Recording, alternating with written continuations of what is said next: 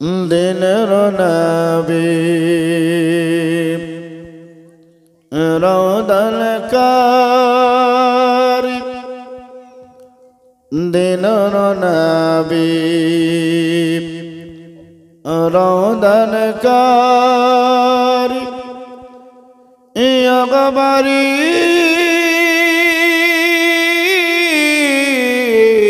রব্বানা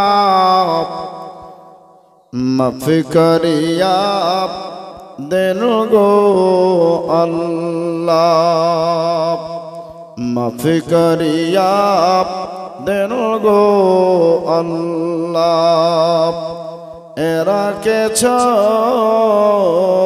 জানে না বিজারা আপন ছিল নবী যারা আপন ছিল পর করিল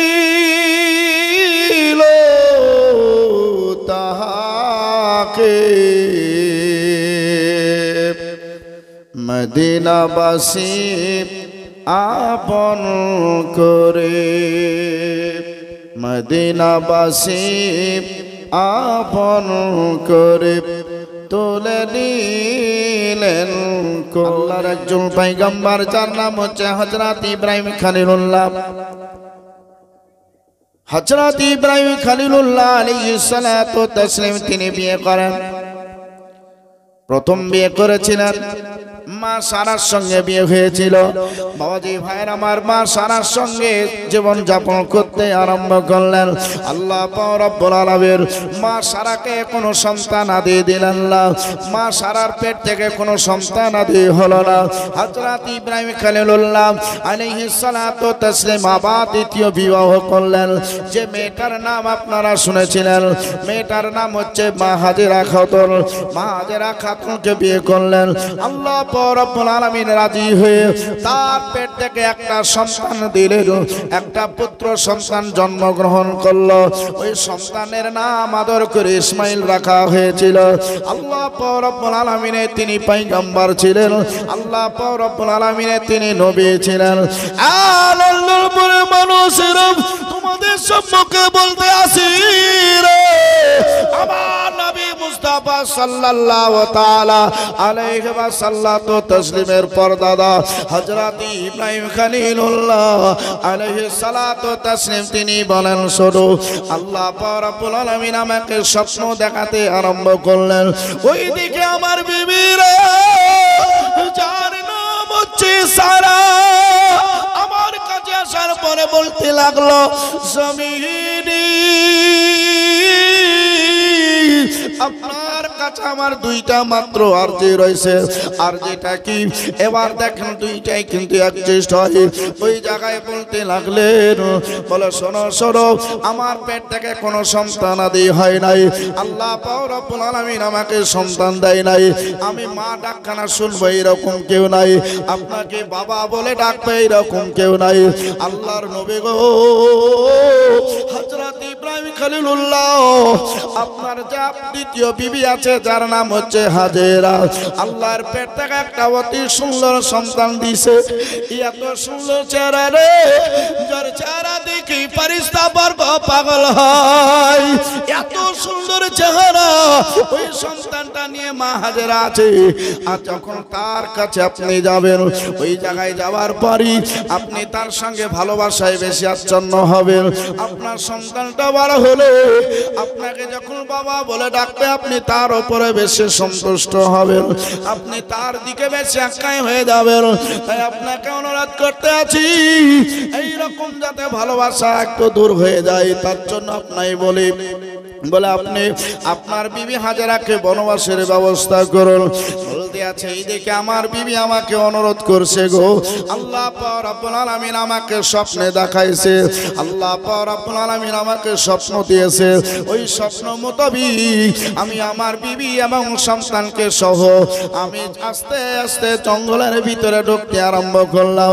ভিতরে ঢুকতে ঢুকতে আমি যাই সামনে একটা পুরাতন ঘর দেখতে পাই। ওই ঘরটা নিশানা করে আমি সেখানে আমার বিবি হাজেরাকে রাখার উদ্দেশ্যে বললাম বললাম বিবি রে আমি তোমায় এখানে রেখে যাচ্ছি, তোমাকে এখানে থাকতে হবে কতদিন এখন তোমায় বলবো না। ওই জায়গায় বিবি হাজেরা সেই জায়গায় কিছুই বললেন না, বলে আমি কেমন করে থাকবো, এত বড় ভয়াবহ জঙ্গল, মানুষ নাই জল নাই, খাবার পাতি বলতে সেই রকম কিছুই নাই। আর কোনো আর্জি না করে শুধুই মাত্র বললেন আল্লাহর নবী গো, আল্লাহর মসজিদে যখন আপনি রাখছেন আমি এখানে ঠিকই থাকবো, তবে থাকতে গেলে মানুষের খাবার পাতির দরকার হয়, আপনার কাছে কিছু খাবার পানি থাকলে আমায় দেবেন। হযরত ইব্রাহিম খলিলুল্লাহ তিনি বলেন আমি তাকে খাবার এবং পানি সেটা দেওয়ার পরে তার কাছ থেকে বিদায় নিয়ে চলে আসলাম। এবার দেখেন সিস্টেমের বাহানাটা হচ্ছে এটাই, আল্লাহর ঘর কাবাকে দেখেন আস্তে আস্তে করে সেটা কমপ্লিট করতে হবে, আল্লাহর ঘর কাবাকে দেখেন আস্তে আস্তে করে চালু করতে হবে। যে কাবাতে একবার আল্লাহু আকবার পাঠ করলে মানে আল্লাহ রাব্বুল আলামিন 1 লাখ আল্লাহর সওয়াব আপনার নামায়ে আমলের মধ্যে লিখে দেওয়া হয়। যে কাবাতে রে একবার হাত স্পর্শ করিলে আল্লাহ তোমার জীবনের গুনাহগুলোকে সব ক্ষমা করে দেয়। একবার হাত লাগায়া খোদার কাছে চাইলে তোমার জীবনের গুনাহগুলোকে মাফ করে দেওয়া হয়। ওই কাবাটাকে চালু করতে হবে, মানুষকে এখানে জোগাড় করতে হবে, মানুষের যাতায়াতের ব্যবস্থা করতে হবে। তাই দেখেন হযরতে মা হাজেরাকে সেখানে রাখা হলো। মা হাজেরা তিনি বলেন আমি ওই জায়গাতে আমার সন্তানকে নিয়ে থাকতে আরম্ভ করলাম। এত জঙ্গল, আমি সারাদিন কাউরে সাক্ষাৎ পাই না, কাউকে দেখতে পাই না, সারাদিন কাউরের সঙ্গে গল্প করবো এরকম কেউ নাই। আমার কাছে যে খাবার পাতিগুলা ছিল এগুলা সব শেষ হয়ে গেল, আমার কাছে আর পানি খাবার বলতে কিছুই না। বলুন সুবহানাল্লাহ। খাবার পাতি আর কিছুই নাই, তাহলে এখন কি করব? মা মুশকিল হয়ে গেল বাবা। হঠাৎ নতুন মানুষ যদি আসে, কোথায় বাবাজি ভাইয়েরা দোকান আছে, কোথায় কি আছে, কোন জায়গায় গেলে পাওয়া যাবে, এটা কি নতুন মানুষ বুঝতে পারবে? জি বোঝা সম্ভব নাই। তো মা হাজেরা বলছেন বসে আছি, সারাদিন খাবার খাইনি, পানিও পান করিনি, আমার বাচ্চাটা আরাম করছিল, দুধ পান করিয়ে তাকে রাখি, আরাম করছিল। আরাম করতে করতে হঠাৎ বাচ্চাটার মুখ দিয়ে আল আতাস অর্থাৎ মা পানি দাও, মা পানি দাও।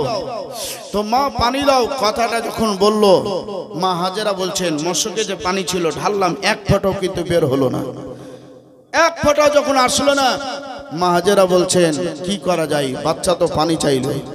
আমি তো বাবাজি মা যদি কিছু খাবার না খায় তো মায়ের তো স্তনের দুধ শুকিয়ে যাবে, শুকিয়ে যাবে না, শুকিয়ে যাবে, কমে যাবে। বাচ্চা ইসমাইলকে লাগা হলো, মায়ের স্তন থেকে কিছুই পেলেন না, মুখটাকে ফেরায় কন মা আল আতাস অর্থাৎ পানি দাও, হলকম শুকিয়ে গেছে, পানি দাও।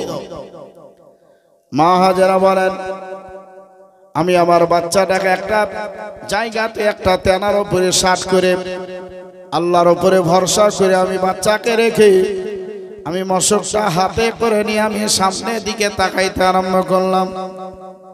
ওই জঙ্গলের উপর থেকে একটা পাহাড় দেখতে পাওয়া যাচ্ছে গো। ওই পাহাড় থেকে মনে হয় একবারে ঝর্ণার মতো পানি নিচের ধারে নেমে আসে। মা হাজেরা বলেন আমি আর ওখানে দেরি না করে আমি আমার মশাটা নিয়ে সোজা আমি সেই পাহাড়ের দিকে দৌড়াতে আরম্ভ করলাম। আমি পাহাড়ের কাছে যখন পৌঁছে যাই আমি এক ফোঁটা পানি দেখতে পেলাম না।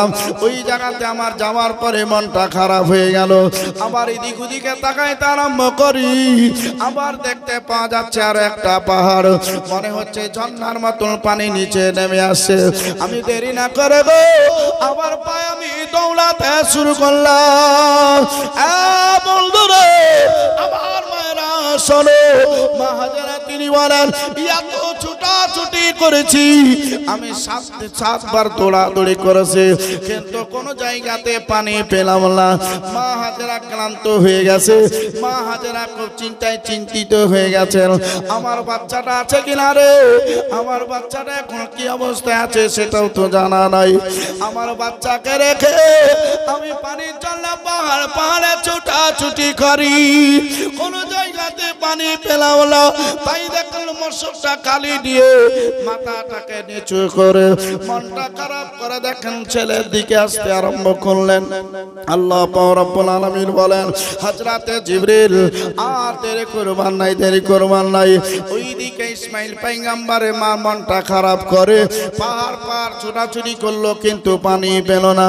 ও জিবরিল যাও রে, তাড়াতাড়ি হাজির তুমি হয়ে যাও।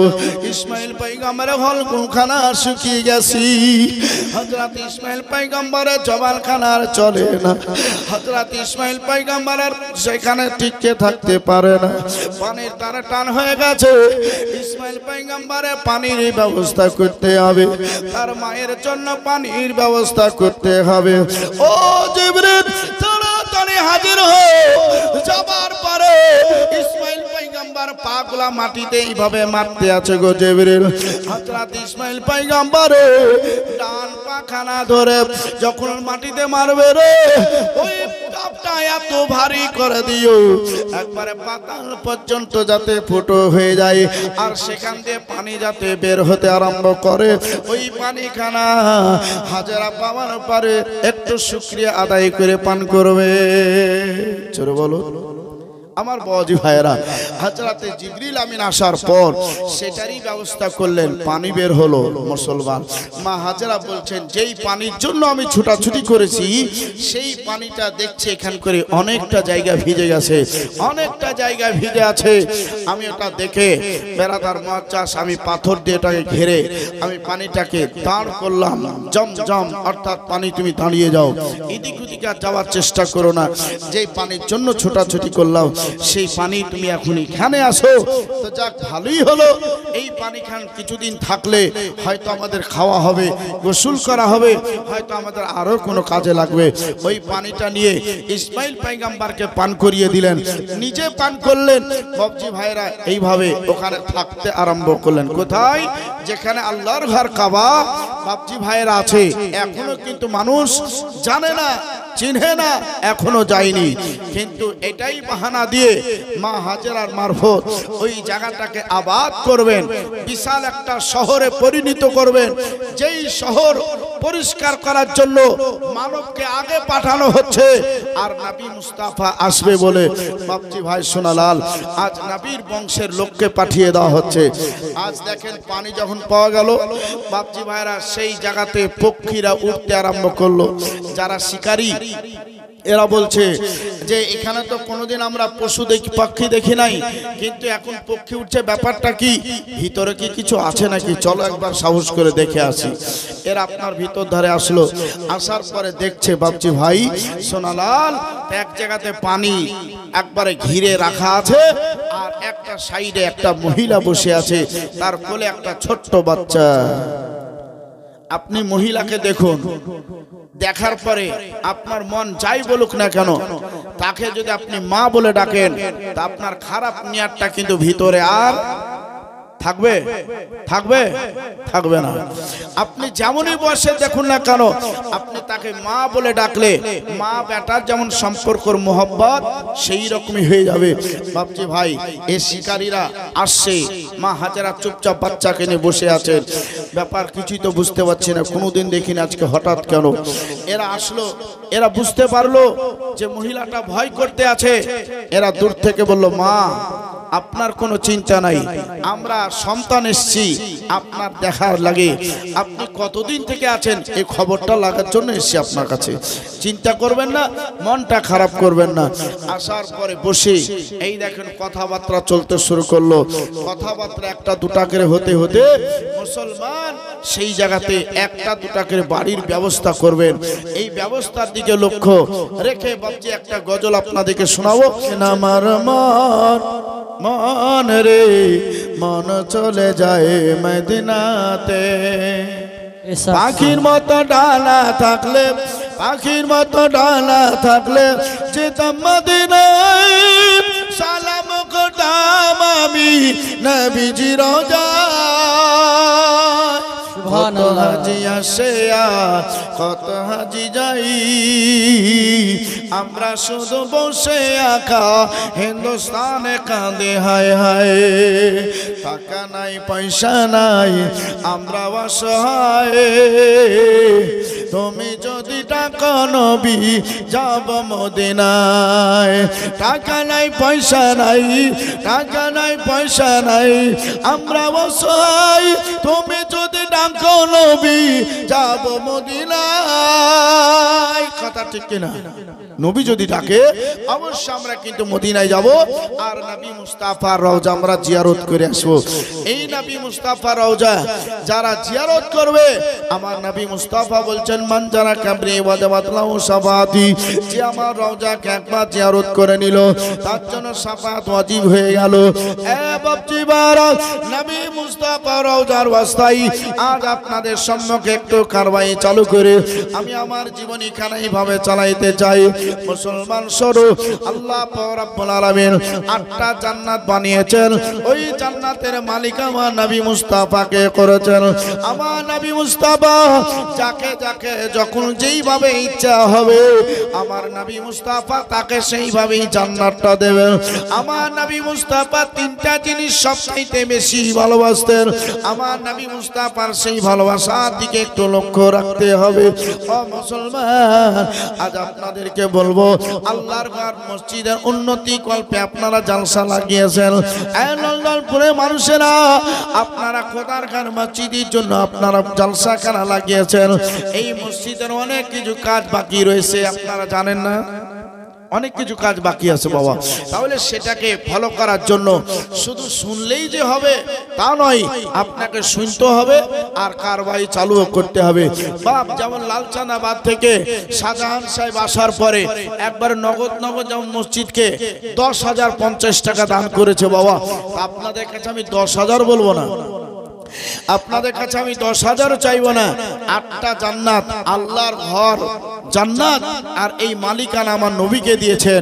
তাহলে আমরা নবীকে ভালোবেসে আমরা যদি সেইভাবে নিজের জীবনটাকে কাটিয়ে যেতে পারি তাহলে ইনশাআল্লাহ আমাদের অতি সত্বর আরামের সহিত আমরা আরামের জায়গাটা পেয়ে যাব, চিন্তা নাই। তাই 8টা জান্নাতের অস্থায়ী আমি 8 জন ব্যক্তিকে বলবো, এইরকম খোদার বান্দা বান্দি আছেন মসজিদের জন্য, মসজিদে বাবাজি ভাইয়েরা হয়তো ইট সিমেন্ট বালি পাথর বহু কিছু হয়তো প্রয়োজন আছে, সেগুলাকে নিয়ে কামে বাজে লাগাইতে হবে। তাই জান্নাতের অস্থায়ী সর্বপ্রথমে আমি 8 জন ব্যক্তিকে আবেদন করব, আপনার কাছে যেটা নগদ অথবা বাকি যাই থাক না কেন আপনাকে আসার পরে নামটা একটু লিখিয়ে দিতে হবে বাপ সোনালাল। তাই জান্নাতের অস্থায়ী 8 জন ব্যক্তি আসার পরে 5,000 টাকা না হলো 4,000 টাকা করে 4 ইয়ার বেড়া পার যে সাহাবীর মোহাব্বত হযরত আবু বকর সিদ্দিক, হযরত উমর ফারুক, হযরত উসমান গনি, হযরত আলী আল মুর্তজা, এদের মোহাব্বতে আসার পর একটু নামটা লিখিয়ে দিবেন। সর্বপ্রথমে কেউ আসেন এই রকম মুসলমান দরদি সুবহানাল্লাহি ওয়া বিহামদিহি আল্লাহ পাক রব্বুল আলামিন জাল্লে জালালুহু ওয়া আম্মা নাবালুহু। আজ আপনাদের অবশ্যই অতি সত্তর ফলো করবেন, লক্ষ্য অবশ্যই রাখবেন মুসলমান। তাই আছেন এই রকম দরদিরা একটু হাতটা উঠিয়ে বা একটু ডাইসের সম্মুখে এসে বলবেন মৌলানা সাহেব মা নাই, মা দুনিয়াতে বেঁচে নাই, খবরবাসী হয়ে গেছে, মায়ের দিকে লক্ষ্য রেখে আমি মসজিদকে 5,000 টাকা দান করব।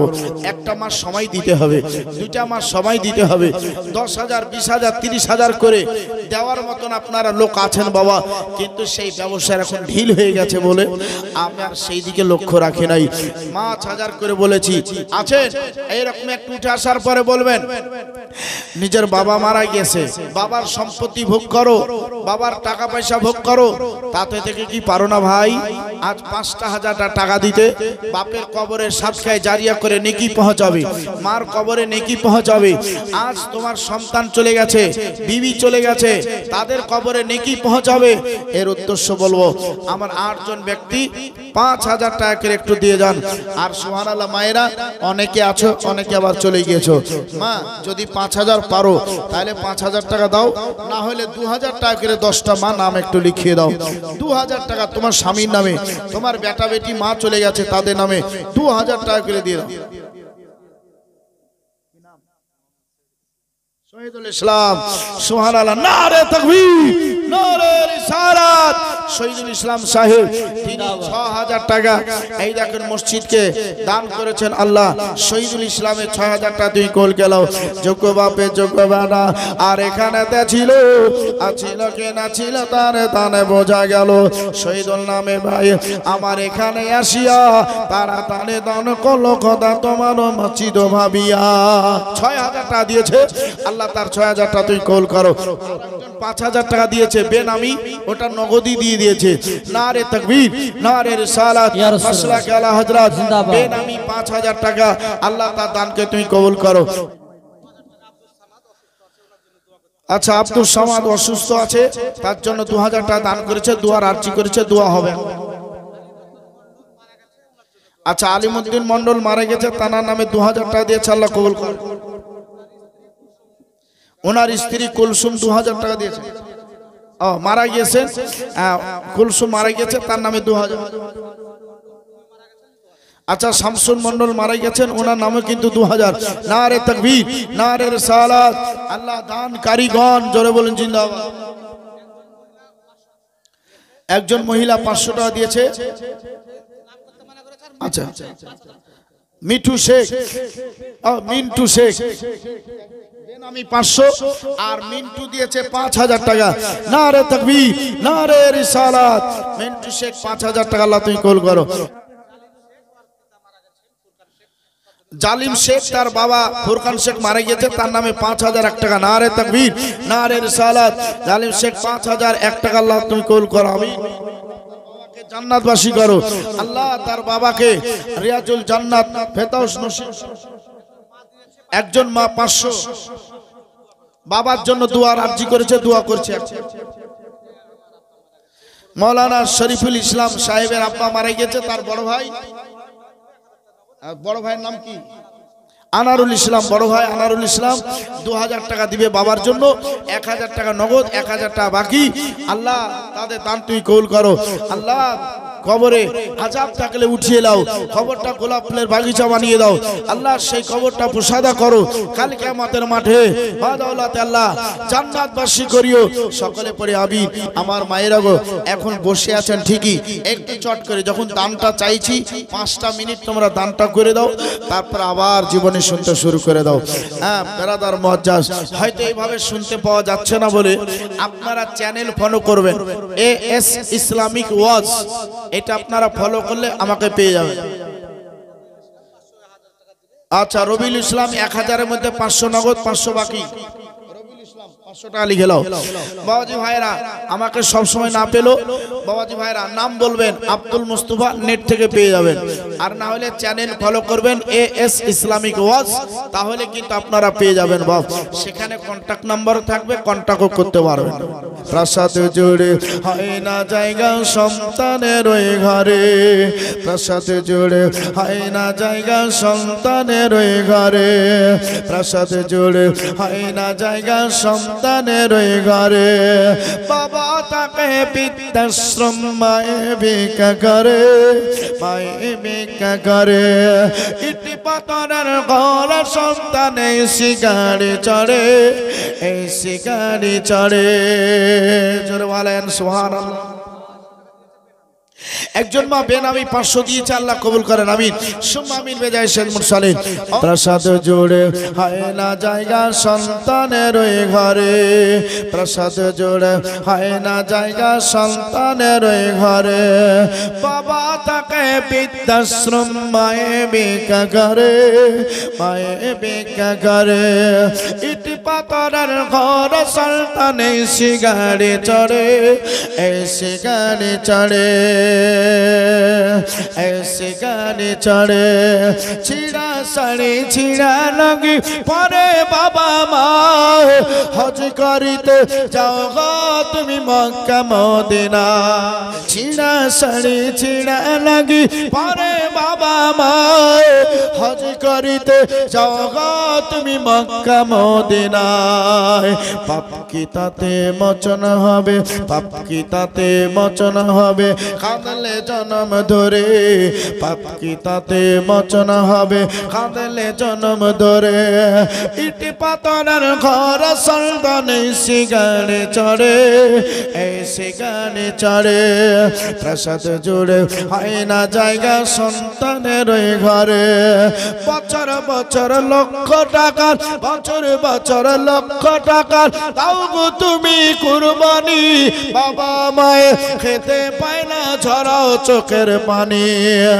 বছর বছর লক্ষ টাকার তাও গো তুমি কুরবানি বাবা মায়ে খেতে পায় না ঝরাও চোখের পানি কেমন করে দেবে হিসাব কেমন করে দেবে হিসাব যাইবা যখন মরে কেমন করে দেবে হিসাব যাইবা যখন মরে ইটি পাথরের ঘর সন্তানে সিগারে চড়ে এই সিগারে চড়ে नबी मुस्ताफा सल्लल्लाहु ताला अलैहि वसल्लम तो तस्मीर दिके लक्ष्य রেখে আপনাদের সম্মুখে বলতে আছি ও বাপজি ভাইরা শুনবেন আজকে আলোচনার দিকে অবশ্যই লক্ষ্য করবেন ইজরাইল ফারিস্তা যেদিন হাজির হবে এসে চলচতরি যদি করো চলবে রবে শেষে চলবে না সেদিন তোমার কোনো বাহানা হবে মাটির বিছানা গো তোমার আসল ঠিকানা হবে মাটির বিছানা গো তোমার আসল ঠিকানা একদিন তোমায় মরতে হবে তুমি ভুলে যেও না হবে মাটির বিছানা গো তোমার আসল ঠিকানা নারে তাকবীর আল্লাহু আকবার নারে রিসালাত ইয়া রাসূলুল্লাহ আলা হযরত জিন্দাবাদ সোহেলের ভাই কি নাম রফিকুল ইসলাম সাহেব জিন্দাবাদ মাসে 12,000 টাকা বাবা মারা গিয়েছে তাই দেখেন সোহেল এবং রফিকুল এরা দোনো ভাই अपना भाई बाबा मारा गए छोट छेलेरो जेमन हक बड़ छेलेरो तेमनी हक आज बापजी भाई सोनालाल कबर थेके खुशी हबे आल्लाहर काछे दुआ करबे आल्लाह आमार बेटारा एत भालो आमार बेटिरा बीबीरा एत भालो आमार नातिन पुतिनेरा एत भालो जे जलसा होक जाई होक ना केन और सामर्थ्य अनुयायी खुशी मने मुक्त हस्ते मस्जिद माद्रासा गरीब गुराबाके देखे आल्लाह तादेरके तुमि भालो राखो আল্লাহ বলছে এই বান্দারা তোমার বাপ মারা গেলে কি হবে কবর থেকে যে দোয়া করেছে আমি আল্লাহ তোমাদের সেই ভাবেই ভালো রাখবো কারণ আসতে দেরি হয় কিন্তু তোমার মারা বাপের দোয়ার কবুল আমার দরবারে হতে দেরি হয় না জোরে বলো তাহলে বাপ জীবিত অবস্থায় দোয়া করলে খোদার দরবারে কবুল হয় কারেন্টের আগে মৃত্যুর পরও যদি বাপ কবর থেকে দোয়া করে সেই দোয়াটা ছেলেপিলাদের কাজে লাগে তাই রফিকুল ইনিও 12,000 টাকা দিয়েছেন বাপের জন্য আর এক হলে বাপজির আমার আর দেখেন হযরত আবু বকর সিদ্দিক আমার নবী মুস্তাফার মহব্বতের লোক ছিলেন হযরত ওসমান গনি আমার নবী মুস্তাফার মহব্বতের লোক ছিলেন হযরত ওমর ফারুক নবী মুস্তাফার মহব্বতের লোক ছিলেন হযরত আলী আল মুর্তজা আমার নবী মুস্তাফার মহব্বতের লোক ছিলেন বলতে আছেন শোনো শোনো যদি তোমরা আমার কাছে আসতে চাও আলী আল মুর্তজার কাছে সার্টিফাই নিয়ে নাও আলী আল মুর্তজা তোমাদের ছাড়লে রে আমি নবী তোমরা আমার কাছে তোমরা পৌঁছাইতে পারবে তাই আলী আল মুর্তজা বলেন আমার দোহাই যেখানে চলে সেই জায়গাতে সবকিছুই বাজি দূরে হয়ে যায় আলী আল মুর্তজার দোহাই দিলে শয়তান পর্যন্ত থরথর করে কাঁপে বাজি জিন আছে এরা পর্যন্ত কাঁপে। আলী আল মুর্তজার দোহাই দিয়ে আপনি যখন রাস্তায় চলবেন আপনার বালা মুসিবত আপাত কিছু বিপদ কিছুই আসবে না। ওই আলী আল মুর্তজা তিনি বলছেন আমাকে যারা ভালোবাসলো আমি তাদেরকে হাউজে কাউসারে পানি নবী মুস্তাফার কাছ থেকে নিয়ে পানি পান করাই দিয়ে জিবরিলের পরের উপরে ভর করে দিয়ে তাদেরকে জান্নাতুল ফেরদাউসের ভিতরে ঢুকিয়ে দিই। তাহলে আবু বকর সিদ্দিকীর নামে 12,000 হয়ে গেল, হযরত ওমর ফারুকের নামে 12,000 হলো, হযরত ওসমান গনি নামে 12,000। আর একজন ব্যক্তি আছে আলী আল মুর্তজা। আলী আল মুর্তজার নামে কেউ যদি পারেন তো 12,000 দিয়ে দেন 12 মাসে বাবা। কারণ যে 4 ইয়ার বেড়া পার হযরত ওসমান গনি রাদিয়াল্লাহু তাআলা আনহু আমার নবী মুস্তাফার কাছে চলে গেলেন। কারণ যে বাজি আদায়ের জন্য সব ক্লিয়ার করা সম্ভব হচ্ছে না বাবা। তাই বলতে আছি শোনো, ইসলাম যে প্রচার করব সেটাও কিন্তু সম্ভব হচ্ছে না বাবা। চলে আসো লক্ষ্য রেখে ওই ইসলামের কথার দিকে একটু ফলো করো। নবী মুস্তাফা বক্তব্য দিতে দাঁড়িয়ে যাই, নবী আমার বলতে আছে আমাদের নামাজ পড়তে কষ্ট হয়, সামনেকার জায়গাটা যদি পাওয়া যেত ভালো হতো, সামনেকার জায়গাটা ক্রয় করলে ভালো হতো, সামনেকার জায়গাটা বিক্রি করে দিলে খরিদ করে নেওয়া হতো। আমার নবী মুস্তাফা শুধু মাত্রই কথা খানা বলেছিলেন। ওই কথাটা আলী আল মুর্তজা হযরত আবু বকর সিদ্দিক উমর ফারুক এর আপনার বসে বসে আলাপ আলোচনা করেন। হযরত ওসমান গনি তিনি বলেন আমি সোজা ওই জমিখানার লোকের বাড়িতে উপস্থিত হয়ে গেলাম। জমিখানা ছিল এক ইহুদি, একটা ইহুদির। তো ইহুদির কাছে যাওয়ার পরে বলছে ইহুদি বাড়িতে আসো। তাইজুল তার দাদির জন্য 500 টাকা আর 500 টাকা নগদ আর 500 টাকা বাকি, 1000 টাকা তাইজুল দিয়ে আল্লাহ কবুল করেন। আমিন সুম্মা আমিন বেজায় শেখ মুরসালিন। ও মা বোনের একটু তাড়াতাড়ি দানটা পাঠিয়ে দাও, কখন আছি কখন নাই লস্কর সাহেব চলে আসবে। এই যে মসজিদের উন্নতি কল্পে আপনারা টাকাটা দিচ্ছেন, টাকাটা কি আপনাদের বেকার হবে? নষ্ট হবে? নষ্ট হবে না, বেকার হবে না, এর ফল আপনারা পাবেনই। কারণ যে এই যে মসজিদের জন্য আপনারা দান করছেন, এই মসজিদের যতদিন থাকবে কোরআন জিকির নামাজ আজান হবে, সব নেকি আপনাদের আত্মীয় স্বজনের কবরে সাদকায়ে জারিয়া করে পৌঁছাবে। ও মায়েরা একটু তাড়াতাড়ি দিয়ে দাও, যারা এখনো দাওনি দিয়ে দাও। বলেন বাপ আগে মসজিদে মুয়াজ্জিন যায় নাকি মুসাল্লি? কে যায়? আগে মুয়াজ্জিন যায়। মুয়াজ্জিন চলে গেল, বাবাজি ভাইরা যাওয়ার পরে যারা নিঁদে আছে তাদেরকে জাগাবে। তো চলে গেল, যাওয়ার পরে ওযু করে মাইকে সুইচ দিয়ে দেখছে মাইকটা কেমন আছে, একবারে টন টেনে আছে বাবা। সুইচ লাগিয়ে দিল, কানে হাত দিচ্ছে, আল্লাহু আকবার আল্লাহু আকবার আল্লাহু আকবার আল্লাহু আকবার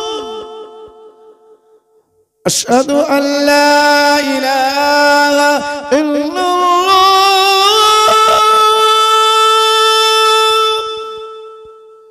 আসসালাতু খায়রুম মিনান নাওম। আচ্ছা বলেন যারা নামাজি আছে এরা কি ঘুমে থাকবে নাকি উঠবে? ঘুম থেকে উঠে যাবে নাকি? মুয়াজ্জিন ডাক দিয়েছে, এক নামাজি নিন ছেড়ে দিয়ে মসজিদে নামাজ পড়ার উদ্দেশ্যে হাঁটতে শুরু করো, মসজিদে নামাজ পড়ার উদ্দেশ্যে চলতে শুরু করো। যেই মসজিদ আমার নবী ব্যবহার করেছে, 5 ওয়াক্ত নামাজ পড়িয়ে আজ হাত তুলে দোয়া করেছে, সেই মসজিদের উদ্দেশ্যে তোমরা আগাও। যারা বেনামাজি এরা আপনার বাপজি ভাইরা এরা কি করছে, এরা আপনার নিজে মুসলমান ল্যাপগুলোকে এটে সেটে করে বসে গেল। আমার নবী মুস্তাফার দিকে লক্ষ্য রেখে কারবাই কাজ অবশ্যই চলতে আছে, আমরা অবশ্যই একটু ফলো করি। আমার বাপজি ভাইরা বার ফলো করো, আমার নবীর সাহাবীর দিকে ফলো করো। আমার নবী মুস্তাফার সাহাবী যার নাম হচ্ছে হযরত ওসমান গনি রে, এই আপনারা দেখেন ইহুদির বাড়িতে গিয়ে ইহুদিকে বলতে লাগলেন, ইহুদি তুমি কি বাড়িতে আসো? তোমার কাছে আমি ওসমান গনি এসেছি কথা বলার জন্য। আমার নবী মুস্তাফা মসজিদে নববীতে নামাজটা আদায় করতেছিল সাহাবীদের নিয়ে রে। ওই টাইমে নামাজ পড়তে আমাদের চাপাচাপি হয়, আমাদের জায়গা শর্ট, আমাদের সেই জায়গাতে জায়গা নাই, আর ওই মসজিদ লাগি তোমার জায়গাখানা আছে। ওহিদি রে, আমরা মুসলমান জায়গাটা ক্রয় করে নামাজটা পড়তে যাই। তোকে ভালো কথা বলার জন্য এসেছি, আল্লাহর দোহাই দিয়ে বলি, ওই জায়গাখানা তুই আমাদের কাছে বিক্রি করে দে, অর্থাৎ তুই আমার কাছে বিক্রি করে দে। ওটা মুসলমানের নামাজ পড়ার জন্য খরিদ করতে এসেছি।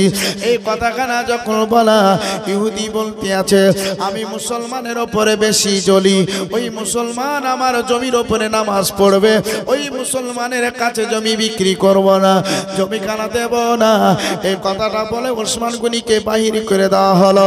হযরত ওসমান গনি নিজের বাড়িতে এসে বলতে আছেন, বিবি রে, বিবির নাম হচ্ছে রোকাইয়া। বিবিকে ডাক দিয়ে বলতে আছে, ও রোকাইয়া, ও নবী নন্দিনী, তোমায় বলতে আছি, আমার সব কিছুই বিক্রি করে দিলে কত টাকা পয়সা হবে রে? এই কথাটা আমি তোমার কাছে হিসাব নেওয়ার জন্যই বলতে আছি। রোকায়া বলছেন, স্বামিনী, আপনি আমায় কিছুটা সময় দিলে আমি আপনাকে টোটাল করে সব কিছুই বলে দিতে পারবো। 1 ঘন্টা সময় দেওয়া হলো। রোকায়া বিবি বলে, আমি টোটাল করে স্বামীর জন্য অপেক্ষা করি।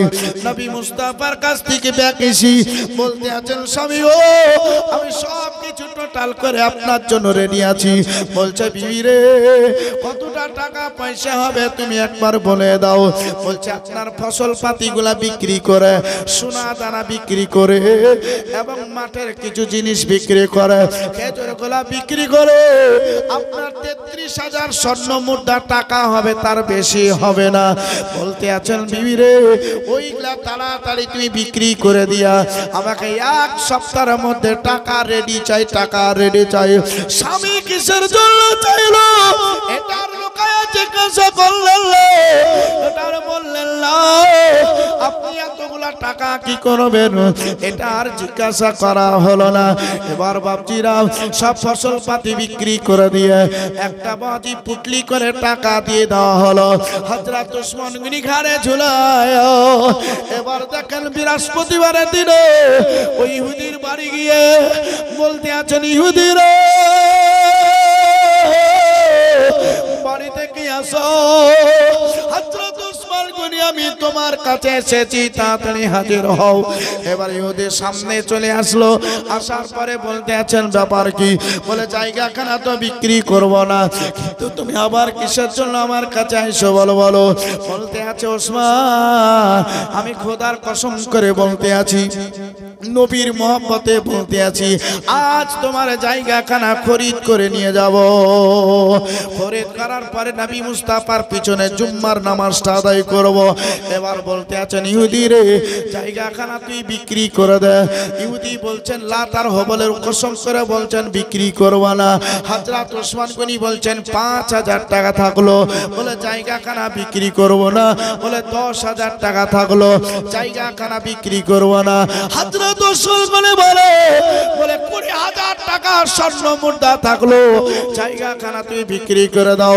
বলে, জায়গাখানা বিক্রি করব না। বলে, তোমাকে 30,000 টাকা থাকলো রে, বলে জায়গাখানা তুমি বিক্রি করে দাও। এবার ইহুদি চিন্তায় চিন্তিত হয়ে গেল, এত টাকা কোনোদিন আমাকে কেউ দেবে না, কিন্তু যে টাকাটা ওসমান গনি বলেছে, এই টাকাটা অন্য কোনো ব্যক্তিরা দেবে না। এবার দেখেন, ইহুদি চিন্তায় চিন্তিত, বলছে, আর একটা চান্স আমি দেখবো, ওটাই হলে হবে, না হলে আমি সেই টাকাতেই কিন্তু বিক্রি করে দেব। ইহুদি কিন্তু মনটা গলতে লাগলো। ওসমান গনি বলেন, ইহুদি রে, এই চান্স আমি তোর কাছ থেকে জমিটা খরিদ করে নেব। বলছে, 33,000 স্বর্ণ মুদ্রার টাকা থাকলো। ইহুদি বলছেন, যান, আপনার কাছে জমি বিক্রি করে দিলাম। হযরত ওসমান গনি পুটলিখানা ধরিয়ে দিলেন, এই দেখো, এখানে 33,000 টাকা আছে, 1 টাকা কম হলে তুমি আমাকে জানাও, 1 টাকা বেশি হলে ফি সাবিলিল্লাহ সেটাও দিয়ে দিলাম। জোরে বলেন। আমার বাপজিরা, আমার মায়েরা, এই কথাটা বলে দিয়ে এবার দেখেন ওসমান গনি সঙ্গে সঙ্গে ওয়াকফ সাবিলিল্লাহ করি নবী মুস্তাফার দরবারে খাড়া হয়ে গেল। নবী গো, আপনি যেই জায়গাটার জন্য আপনি বারবার বক্তব্য দিতেছিলেন, যেই জায়গাটার জন্য আপনি দুঃখ করতেছিলেন, যেই জায়গার জন্য আপনার মনটা খারাপ ছিল, এই জায়গাটা হলে পরে আমার মুসলমানেরা নামাজ পড়তে পারতো, তারা হেলফেল করে নামাজটা আদায় করতো। যতদিন যাচ্ছে তত দিন দিন মানুষের সংখ্যা বাড়তি হচ্ছে রে। ওই জায়গাটার টেনশন করছিলেন, ইয়া রাসূলুল্লাহর মনটা খারাপ করতে হবে না। ওই জায়গাখানাও আমি ইহুদির কাছ থেকে খরিদ করে নিয়েছি, আমি 33,000 সোনার টাকা দিয়ে খরিদ করে নিয়ে চলে এসেছি। ইয়া রাসূলুল্লাহ, আমার টাকা দিয়ে কিনে আমি আল্লাহর রাস্তায় ওই জমিখানা দান করে দিয়েছি। ওয়াকফ সাবিলিল্লাহ, আল্লাহর ওয়াস্তে মসজিদের নামে দান করে দিয়েছি। এই দেখেন কাগজ আপনাকে দিয়ে দিলাম। আমার নবী গো তাড়াতাড়ি মেম্বার থেকে নিচে নেবে। হযরত আলীকে হাত বাড়ায় ডাকে, আলী রে তাড়াতাড়ি ওসমানের রাস্তাখানে ক্লিয়ার করে দাও, আমার সিনাতে লেগে যাও। হযরত ওসমান গনি মানুষকে সাইড করে দিও। আমার নবী মুস্তাফা সিনাই লাগলো জড়িয়ে ধরে নবী আমার কাঁদতে শুরু করে দিলেন।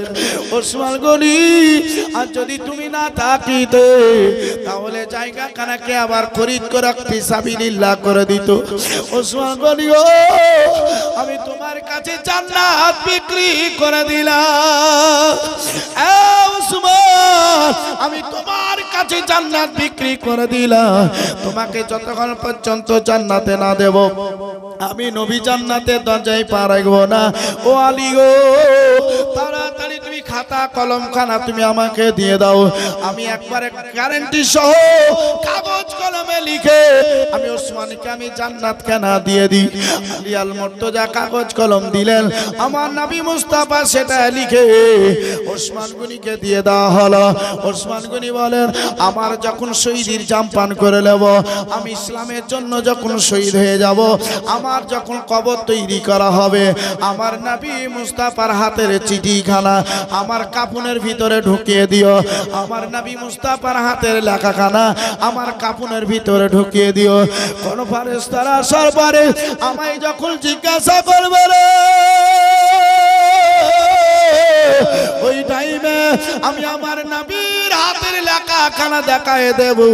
আমাকে বিরক্ত করিস না, বিরক্ত করিস না, আমাকে তোরা কষ্ট দিস না, আমি আরাম করছি, আমাকে তোরা আরাম করতে দে।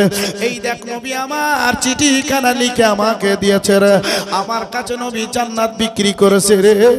আমি হচ্ছে একজন জান্নাতি সাহাবী, আমার নাম হচ্ছে ওসমান গনি। আমি যখনই দেখিয়ে দেব, আমি নবী মুস্তাফার আশিকের পরিচয়টা দেব, আমি নবী মুস্তাফার দিওয়ানার কথাটা যখন বলে দেব, আর আমাকে কেউ বিরক্ত করতে পারবে না। হযরত ওসমান গনির কাছে আমার নবী মুস্তাফা দুইবার জান্নাত খানা বিক্রি করে দিয়েছিলেন। ও মুসলমান, আমার নবী মুস্তাফা এত খুশি, আমার নবী মুস্তাফা এত খুশি। এই রকম সাহাবীর মোহাব্বত ভালোবাসা আমাদের নারায়ণপুরের মানুষদের আছে, এই শেখপাড়া এলাকাবাসীর আছে, এই রানীনগর থানার মানুষের আছে। তাই আপনাদেরকে বলতে আছি বাপ সোনালাল, আপনারা ওসমান গনির মোহাব্বতে 12,000 করে দিয়েছেন, আর একজন ব্যক্তি 12,000 টাকা নামটা লিখাই দেন। 12 মাসে 12,000 টাকা একটু নামটা লিখাই দেবেন। একজন ব্যক্তি 5,000 করে দিয়েছিলেন, আর দুইজন হইল 5,000 দিলে হয়তো পূর্ণ হয়ে যেত জানলা। এ মুসলমান, আপনারা 2,000 করে 1,000 করে দিয়েছেন গো। আপনারা সিমেন্ট বালি অন্য কিছু দান করেছেন, আপনাদের ফসল পাতি হয়তো দান করেছেন। আমার মায়েরা বসে আছে রে, এরা হয়তো তারা লক্ষ্মীর ভান্ডার থেকে চুনাও করে দান করেছি, এবং নিজের টাকা পয়সা থেকে তারা দান করেছে। ও মায়েরা, শেষ পর্যন্ত তোমরা সবাই মিলেমিশে দান করো, মসজিদের কাজটা তোমরা আগে বাড়িয়ে দাও। আল্লাহর ঘর মসজিদ, এই কিয়ামত চলে আসবে, কিন্তু মসজিদ কোনোদিন মিটিয়ে যাবে না। মসজিদ বলতে আছে, যারা আমাকে ভালোবাসলো আমি তাদেরকে পেটের ভিতরে ভরে নিয়ে আমি জান্নাতের ভিতরে প্রবেশ করি। ছেড়ে বলুন সুবহানাল্লাহ। তো এই মসজিদের মোহাব্বত ভালোবাসায় আপনারা যদি আর কেউ থাকেন তাহলে আপনারা একটু তাড়াতাড়ি অবশ্যই আপনারা দিয়ে দেন। বাবজি ভাই সোনালাল লক্ষ্য রেখে আপনাদের বলতে আছি, আপনারা শুনছেন বাবা, তবে মরণকে স্মরণ সব সময় করতে হয়, কারণ যে এই দুনিয়ায় কখন আছি কখন নাই আমাদের শুধুই মাত্র ফলো করতে হবে। তাই গজলের দুই একটা কলি হয়তো আপনাদেরকে একটু শোনাবো, আপনারা শুনবেন, আর এর মধ্যে যদি আর কেউ বাকি থেকে থাকেন তাহলে আপনার দান করিয়ে দিন, একটু তাড়াতাড়ি দিয়ে দিন। একদিন তোমায় মরতে হবে, ভুলে যেও না, হবে মাটির বিছানা গো তোমার আসল ঠিকানা।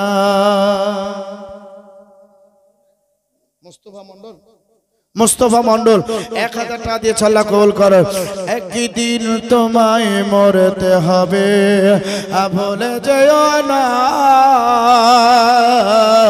হবে মাটির বিছানা গো তোমার আসল ঠিকানা। ইজরাইল ফারিস্তা তাদের হাজির হবে এসে, চল চতরি জাতি করো জানবে রবে শেষে, জানবে রবে শেষে। ইজরাইল ফারিস্তা তাদের হাজির হবে এসে, চল চতরি জাতি করো জানবে রবে শেষে।